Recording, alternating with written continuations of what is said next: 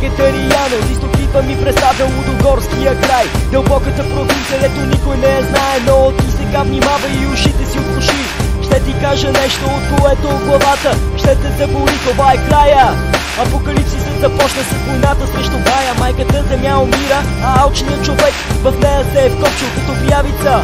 Смуча без да спира и не разбира, че паразите, а капитализмът всичко експлоатира. За малцина, които царуват на върха, а другите е долу, тъне в нищета. Постоянно си задавам въпросът до кога ще продължаваме така. Се да скланяме глава на колене, да стоим, да си затваряме очите, да мълчим, докато погубят нашата земя, нашите животи, тези на нашите деца.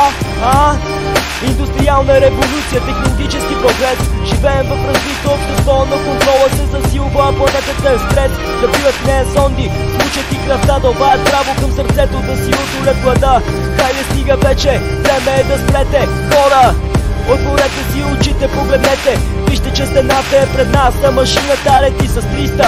Спирачките отказват, сблъсък неизбежен, аста ла виста. Нужна е светкавична промяна, ментална еволюция, светли ценности в душите ни, анархореволюция. За държавата и капитала, смърт и екзекуция. Време е да преминем от протест към съпротива. И ето, че с нощта настъпва нашата офанзива. С черни дрехи и качулки на главата, за корпоративните тирани носиме подаръци в ръката. Огнени коктейли да им отолиме жаждата за власт. Офиси и банки плават в този час.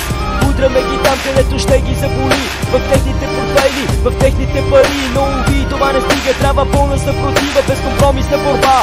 Всички на война, да, всички на война. Безкомпромисна защита за майката земя. Earth first, motherfucker. Елфрикано е в атака.